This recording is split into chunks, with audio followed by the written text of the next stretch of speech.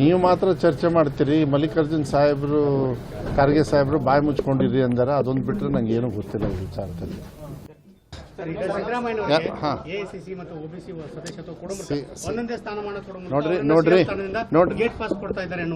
ಅದನ್ನ ನೀವು ವಿಶ್ಲೇಷಣೆ ನಿಮಗೆ ಮನಸ್ಸಿಗೆ ಬಂದಂಗೆ ಮಾಡ್ಕೊಂಡ್ರೆ ನಾನು ಒಂದೇ ನಿಮಿಷ.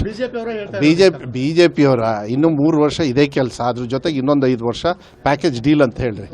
ಅವ್ರಿಗೇನು ಗೊತ್ತನೋ, ಇಷ್ಟು ವರ್ಷ ಗ್ಯಾರಂಟಿ ಕೊಟ್ಟಾಗ ಇವ್ರು ಸುಳ್ಳು ಹೇಳ್ತಾರೆ, ಇವ್ರು ಕೊಡಲ್ಲ, ಬರೀ ಇದನ್ನೇ ಮಾಡಿದರು. ಹೊಲ್ಸ್ ಮಾಡಿದವ್ರು ಯಾರು? ಈ ಕೊನೆಗೆ ವಿಧಾನಸೌಧದಲ್ಲಿ ಏನಂತ ಇದ್ದಾರೆ ಕೇಳ್ರಿ, ಎಲ್ಲ ಇದ್ದಾರೆ, ಹಿರಿಯರೆಲ್ಲ ಇದ್ದಾರೆ. ಗ್ಯಾರಂಟಿ ವಿರೋಧಿಗಳಲ್ಲಂತೆ, ಯಾಕೆಂದರೆ ಜನರು ಕ್ಯಾಕರ್ಸ್ ಉಗಿತಾರೆ ಅವ್ರಿಗೀಗ. ಕೊಡ್ತಾ ಇದ್ದಾರೆ, ಕೊಡ್ತಾ ಇದ್ದೀವಲ್ಲ. ಹಾಂ ನೋಡಿ, ಒಂದು ನಿಮಿಷ ಹೇಳ್ತೀನಿ ಕೇಳಿ.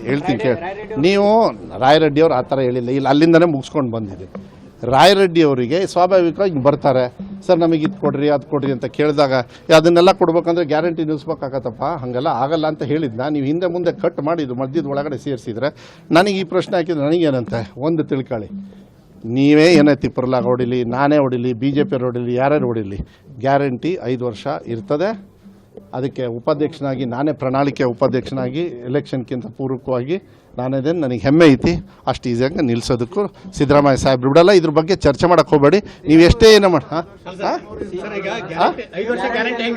ನಾನು ಏನಂದೆ, ಬಾಯಿ ಮುಚ್ಕೊಂಡಿರಿ ಅಂತ ಖರ್ಗೆ ಅವ್ರು ಹೇಳ್ಯಾರೆ. ಅದೊಂದು ಬಿಟ್ಟರೆ ನನಗೇನು ಗೊತ್ತಿಲ್ಲ ಈ ವಿಚಾರ.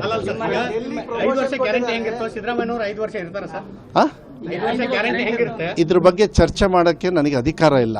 ನಿಮಗೆ ಕೇಳೋ ಪ್ರಶ್ನೆಗೆ ಅಧಿಕಾರ ಇದೆ. ಬೆಳಗ್ಗೆಯಿಂದ ಕೇಳ್ತಾ ಕೂತ್ಕೊಳ್ರಿ. ನಾನು ಇದೇ ಹೇಳೋದು, ಬಾಯಿ ಮುಚ್ಕೊಂಡಿರ್ತೀನಿ. ಹಾಂ, ಅವ್ರು ಯಾವ ನಿಟ್ಟಿನ ಮೇಲೆ ಹೇಳಿದಾರೆ ಅವ್ರಿಗೆ ಕೇಳಿ, ಪರವಾಗಿಲ್ಲ. ಇದನ್ನೆಲ್ಲ ಚರ್ಚೆ ಮಾಡಬೇಕು. ಆದರೆ ಒಂದು ಹೇಳ್ತೀನಿ, ಈ ದೇಶದೊಳಗೆ ಸಂವಿಧಾನದ ವಿರುದ್ಧ ಯಾವನೇ ಹೋದ್ರೂ ಕೂಡ ಅವ್ರನ್ನೆಲ್ಲ ಬ್ಯಾನ್ ಮಾಡೋದು ಒಳ್ಳೆಯದು.